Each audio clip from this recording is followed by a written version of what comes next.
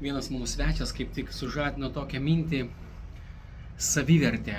Savivertė, ten pilnavertiškumo, nepilnavertiškumo kompleksas.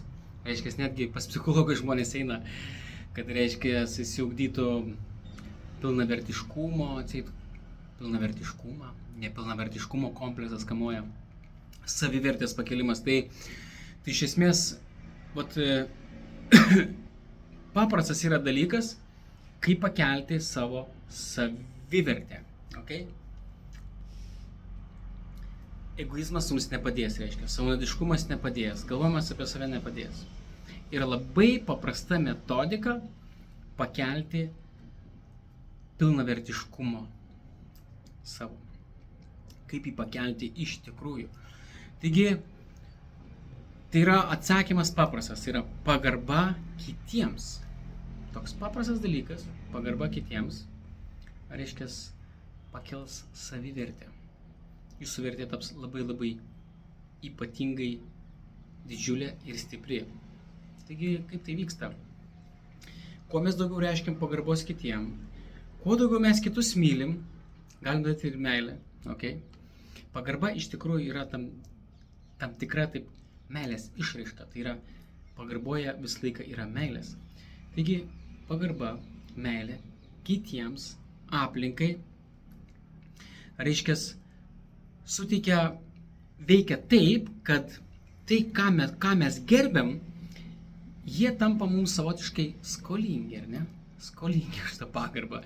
Materiam pasaulis, kas jau sutvarkyta karma, kad už viską reikia mokėti. Okay?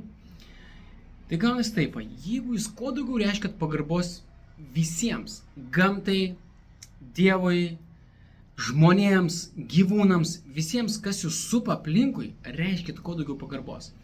Subtiliam plane jūs užsitarnavot karmiškai tokiu būdu pagarbos savo. Ir įsivaizduojat, aplinkiniai pradės jūs gerbti. Tai gaunasi taip, aplinkiniai jūs šlovins, gerbs savotiškai, jie sukels jūsų pilnavertiškumą.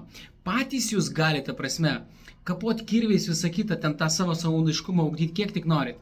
Bet tai yra neteisinga. Pilnavertiškumą, jeigu norit saugdyti, reiškia, kiti aplinka turi, reiškia, jūs padaryti kažkokį tai didžiais, ar ne?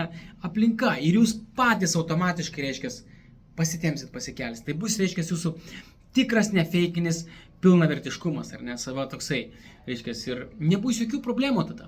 Iš viso, dings daugybė problemų vyriausia. Savivertės, nepilnavertiškumo pomplė, tai dar kažką ten, įvairiausi tokie dalykai, jie tiesiog išnyks, reiškia, jūsų tokios problemos. Įsivaizduojat, kaip tai yra paprasta. Pagarba kitiems, pagarba pasauliai. Tai įsivaizduojat, kad ir žmogus yra kažkoks tai, kad yra toks nelabai geras, ne? Tarkim, jūsų kolektyve. Jūs reiškite jiem pagarbą, bet kuriuo atveju reiškia, pasąmoningai jisai negalės, kaip sakė, atsilaikyti, ar ne tame, jisai vis tiek viduje jaus jums pagarbą atgal. Ir visa aplinka, įsivaizduokit, pradės jums jūs pagarbą, kažkaip tai jūs mylėt, gerbt ir visa kita. Tai automatiškai aplinka jūs iškels, reiškia, aplinka. Tai va tokios mažos mintis, bet pagalvokit apie tai.